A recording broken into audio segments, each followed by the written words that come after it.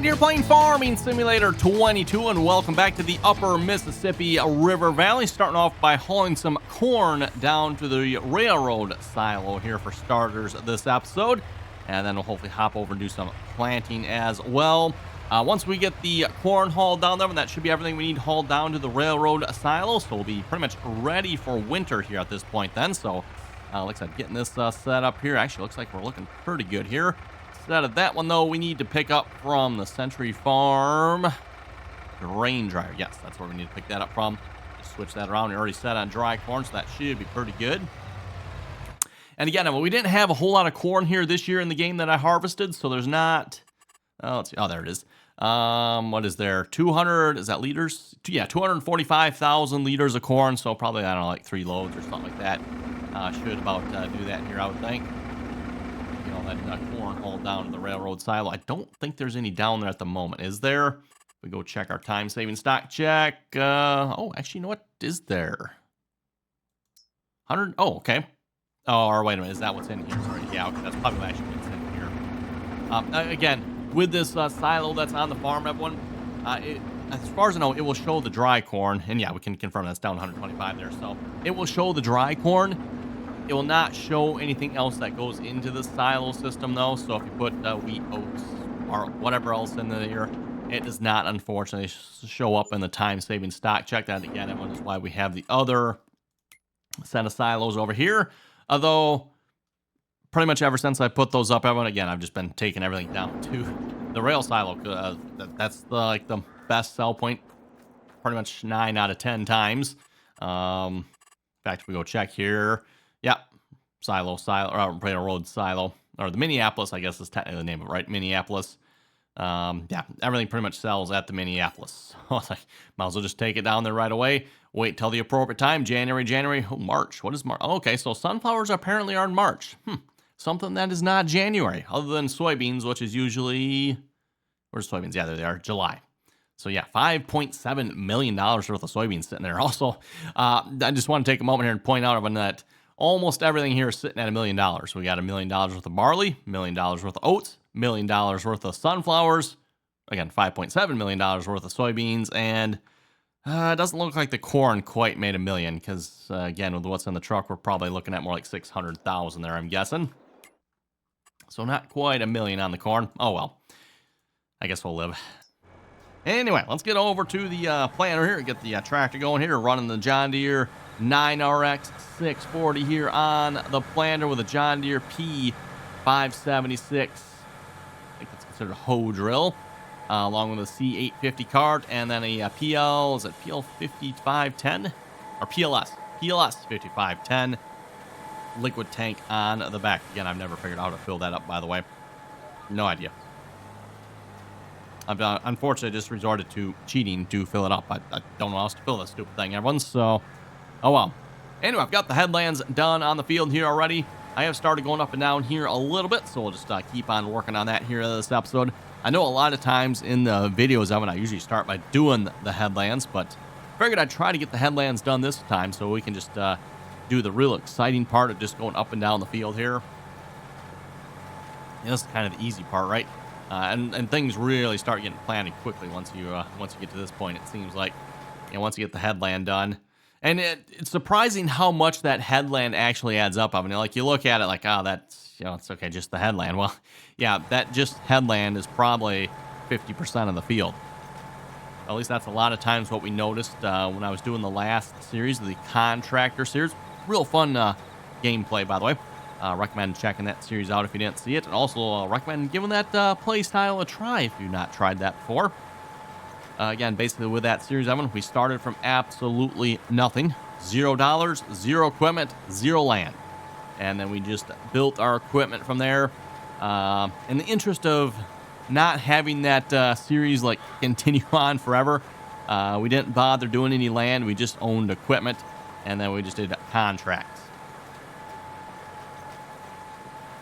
Now, one thing, excuse me, one thing I would say, if you're going to do something like that, there are a couple of contracting mods out there that'll make your job a lot easier. Highly recommend looking into getting those contracting mods. That'll help significantly. Because otherwise, yeah, the in-game contracts, just by default, I don't know. Apparently, Giants didn't know what they were doing when they came up with that system because it leaves a little bit to be desired, shall we say. Or maybe I should say a lot. I think I did 3 headlands. I think it was 3 headlands around this field. So I'll give you folks an idea how much turning space we have here. Probably still not enough. Probably could go 4. Seems to be working okay so far, though.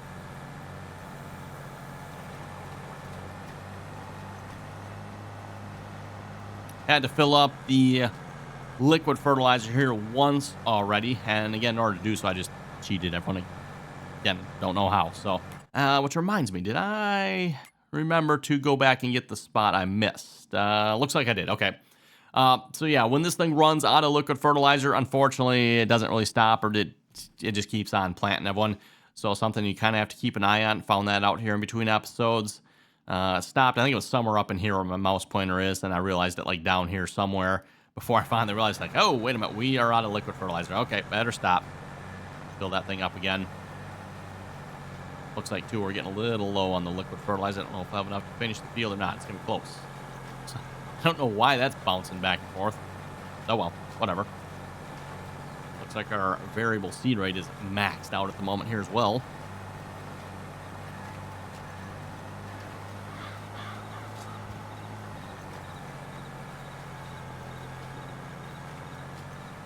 I will have to say, Evan, I think the whole idea and concept of the whole precision ag is kind of cool, in my opinion, everyone. Just the... It basically starts out by testing your field. That's typically where you have to start, Evan. You need to know what is on your field as far as your fertilizers and your ground types and stuff like that, right? So step 1, test your field, figure out what's on your field. Once you know that, everyone, then you can start, variable rate applying the fertilizers that are needed, depending on what crop you're putting on the field.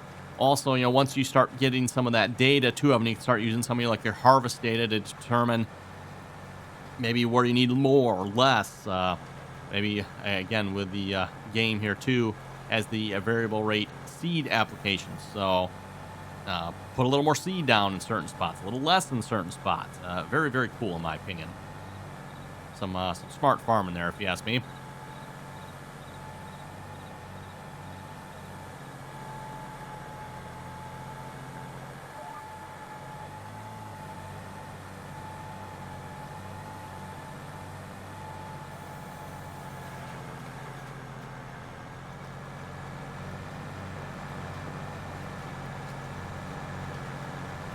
Talking about the whole farming thing too, as far as like yields and stuff go. Corn specifically, just because corn's probably one of the bigger ones. It seems like it's always talked about, at least around where I live anyway. 20 plus years ago, 200 bushel corn, that was kind of like the goal if you could get there, right? Nowadays, 200 bushel corn, that's kind of like average, right? Now it's like, can you get to 250? So just all the improvements here over the years of the hybrids and the sprays and stuff that can go on in fertilizers, etc. Right, starting to push those yields more and more.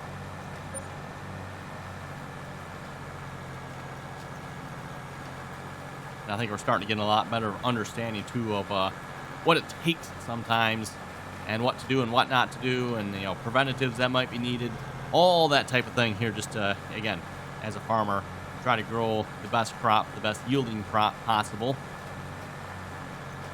Also, preferably with the lowest inputs as possible as well.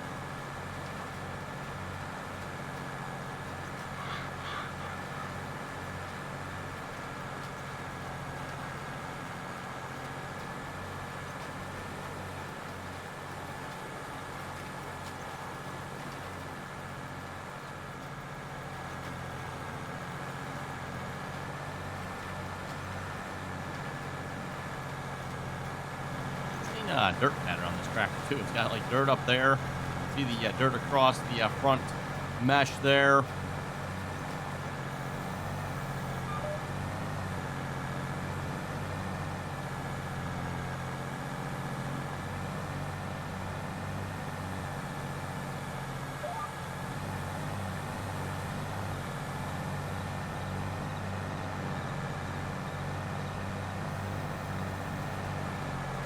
Oh, and probably should go check and see once how our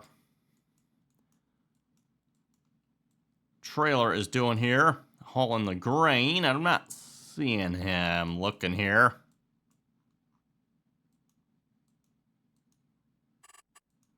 Oh, there we go. That probably would help. If we're on the right screen, right?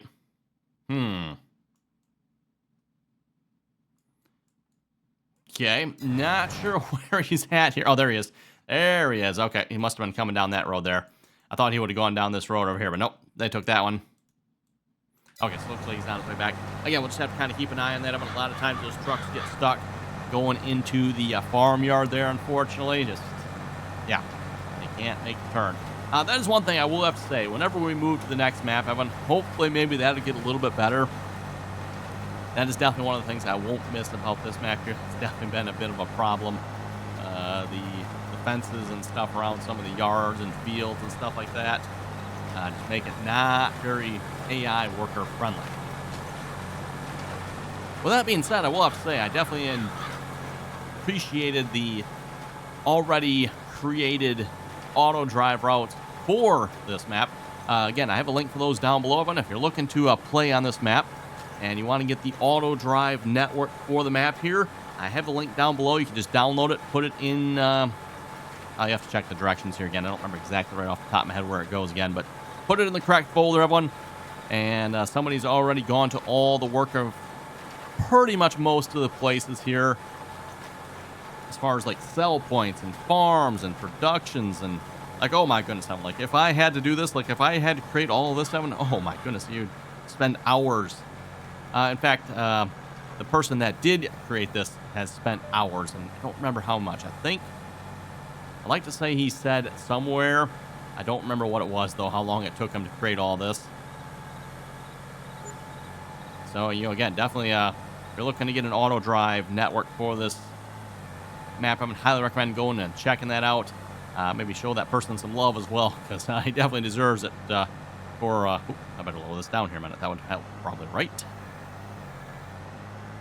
Yeah, definitely deserves it for all the work that it took to create this map here. Now, the one thing that is kind of lacking, if you ask me, is the any sort of field aspect of this. Again, with this current one, it'll get you to the field, and that is it. So far, that seems to be sufficient enough. Again, getting onto some of these fields, probably not the easiest. So it kind of makes sense why the creator of this didn't bother doing anything else.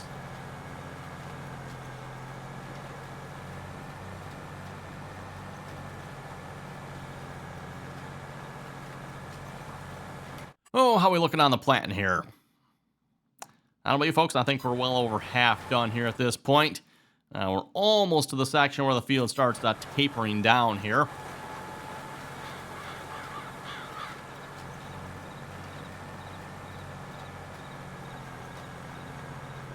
Oh, we'll have to see if we have enough seed here or not as well. Now, I don't think I filled up the seed here in between fields. Of course, in between fields, Evan finished up planting on field 41 there. So 41 is finished. We moved on to 42 here this episode. I just realized that I did not mention that we're on to a new field here since last episode. Did not fill up on seed. I have, however, filled up on the liquid fertilizer, though. So we're good on that part, hopefully. Ooh, speaking of which, that reminds me, I was going to check our map here. This was 41, looked like it might have needed lime. We'll finish this row here. We'll check that here a minute before I forget. Then also we have field 28 that definitely needs lime, apparently. I think the rest of the field's good, but 6.25, yeah, we'll see if that's good or not. Hopefully it will be.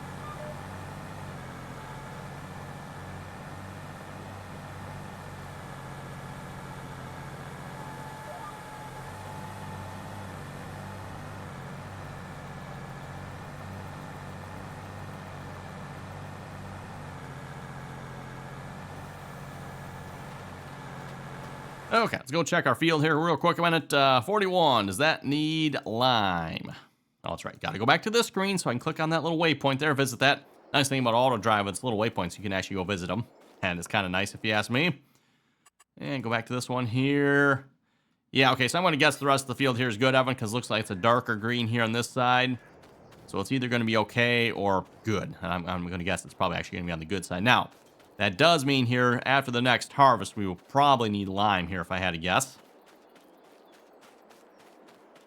pH is still okay. Really, I would have thought that would have changed. Oh, okay. Well, it's still okay yet. I will take it. This field, however, is definitely not okay. If I can get to it here anyway.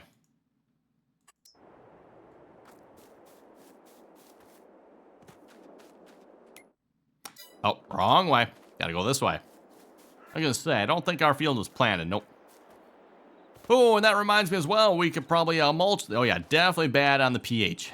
We are really bad on the pH. Out of curiosity, the rest of the field should be good, because I think I put lime on it, didn't I? Pretty sure I did. Yep, pH is good. Now with that, oh, actually pH is okay. With that being said, what I will probably do though is I'll probably just put pH over across the entire field. That way this entire field is the same. You know, we don't have a little weird section that's better or worse than the rest. I don't know about you folks, that kind of annoys me. So, you know, OCD there. Let's just make the entire field the same.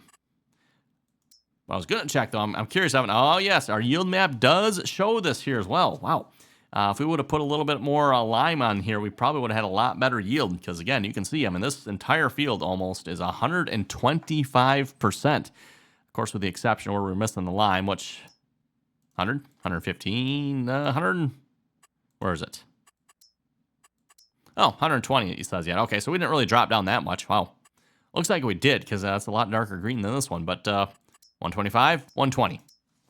Cool. And also we got a weird strip of like 125 across. I don't know why it does that sometimes. You'll see that in some of the other fields too. We'll have that 48 here, for example. Weird strip there. I guess the other fields aren't showing that quite so much.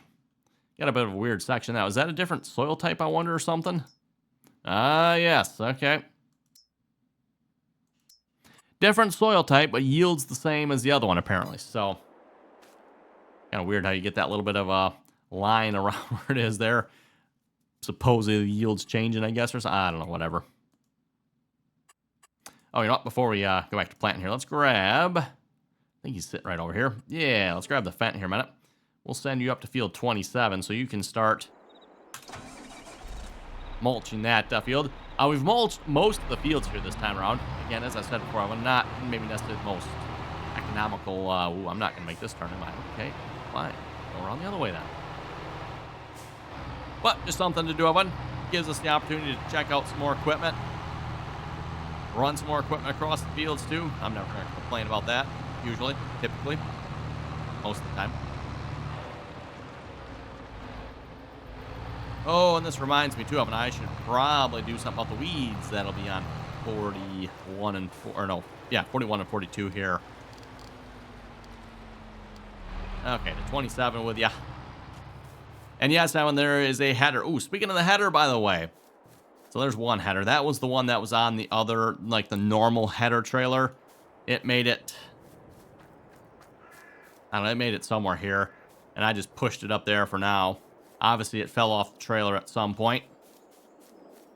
The other one, however, has not fallen off of the trailer yet, to my knowledge. In fact, I was just going to go check that here. Oh, look at that one. Looks like that header is still rock solid on there.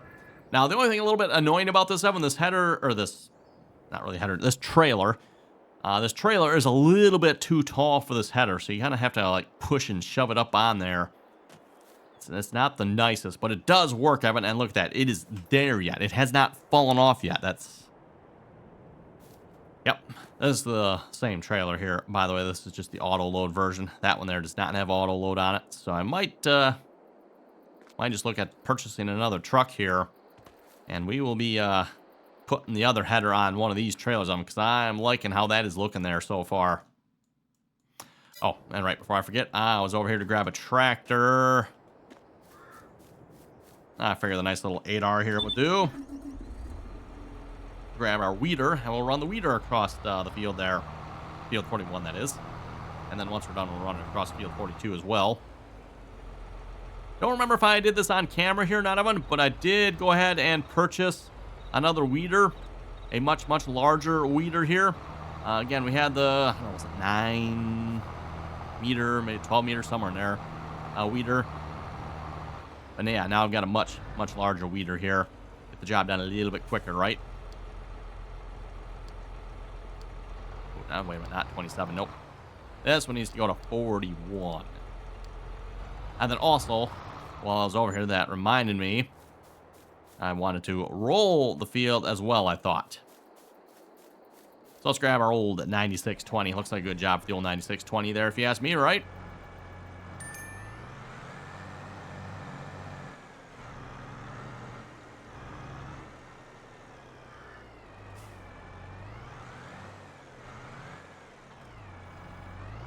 Technically, I've got the other roller over there as well, but this, at least to me, looks like a little bit more appropriate type of roller than the other one.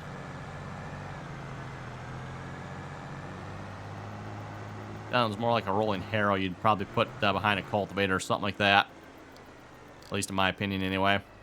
Okay, field 41. And I've seen you reach to field 27, so let's get a course by course going for you. And then we'll hop back over and start planting here again. Ooh, not gonna make that turn either, am I? Yeah, gotta remember. Spent turning radius of a football field and then some. Absolutely horrible. Okay, course play, you're up. Let's get rid of the course that's loaded. Generate the course for this field.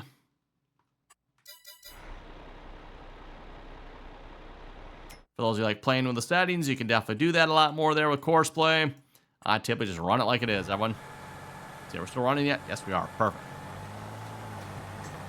It's nice here that at least the liquid fertilizer doesn't just keep being used while you hop out of the tractor like that. Otherwise, I know before everyone, like, you'd get out of the tractor, you just like leave the tractor there running, the fertilizer would just keep going down, down, down, even though you're not. It's like, really? Come on, Giants.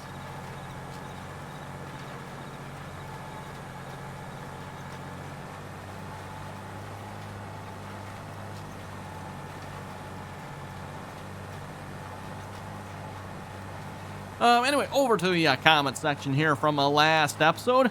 Reminder again, if folks want to leave a comment, always very much appreciated. Enjoy reading all you folks' comments. And also, don't forget, if you haven't already clicked the subscribe button, don't forget to do so. And if you like the video, give it a thumbs up. Also, very much appreciated. Okay, with that being said, everyone, let's see what's here. Oh, first comment here, Hetro was saying, just create the money the way the government does. I mean, might as well, just go to F12 here and, just, if you're the government, you just, punch in some numbers, right? And there you go. Nope. The only time we, cheat money, if you will, is when the game essentially cheats us. Which is definitely something it does.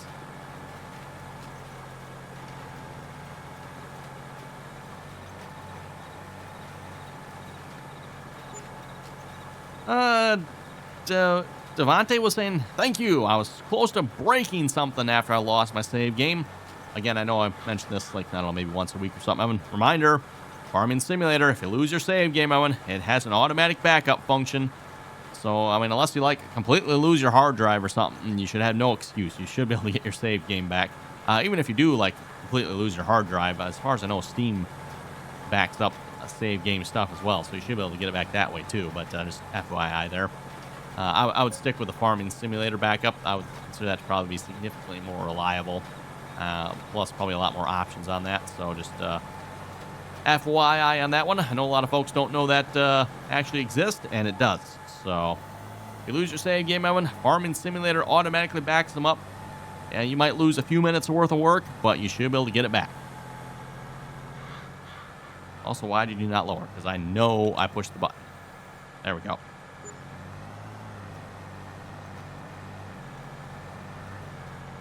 TDB was saying, Welker Farm just put out a series of 3 videos demonstrating the new Case 715. It's a beast. Yes, it is. It very much is. That is a beast of a tractor. Looks like one, too, for those of you who have seen the new Case 715 quad track. Front end just makes it look mean, doesn't it?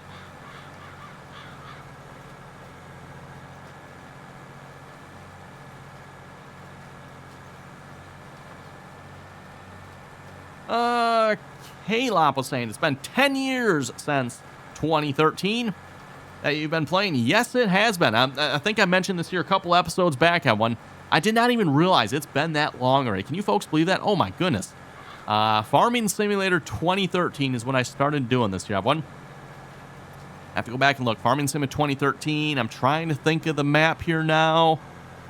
Oh boy. I want to say Hagenstead, but that's not the name of the map. We started playing. It was the Titanium DLC map. Can't think of the name of it now, but that's when we started this. Another decent American feeling map, I thought. I know there was kind of a hate-love relationship when it came to that map. I can't think of the name of it now, unfortunately. I have to go back and look when I'm done recording that one. But, yeah. Wow, 10 years ago. Can you folks believe that? And I've actually been playing Farming Simulator since the very first one here, which was Farming Simulator 2008, by the way. Farming Simulator 2008. Then they came out with 09. They skipped a year, went to 11. Then 13, 15, 17, 19.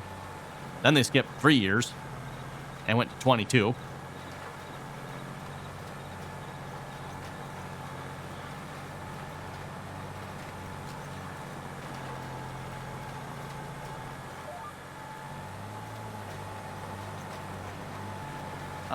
My less top motion Sandcats. Wow.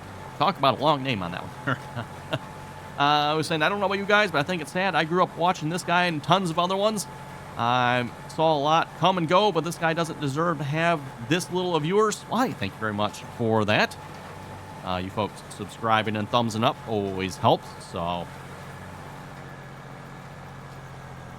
always very much appreciated. Also enjoy, like I said, just a moment ago here, enjoy reading all you folks' comments there as well.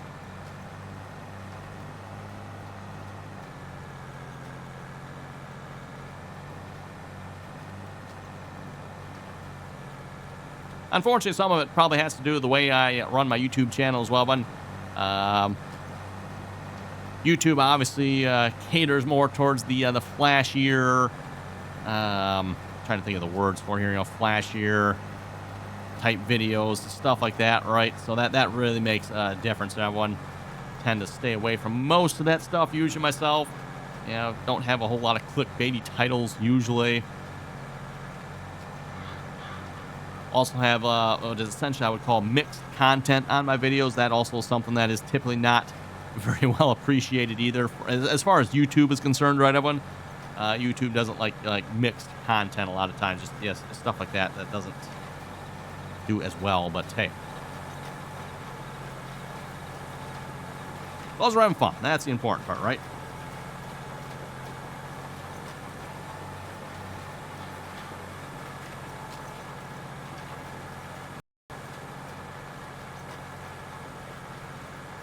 And looking at the time, everyone, talking about having fun. Unfortunately, it looks like it's time to wrap this episode up here today. So with that, if folks have any comments and or questions, be sure to leave them down below. And as always, everyone, thanks for watching. Until next time.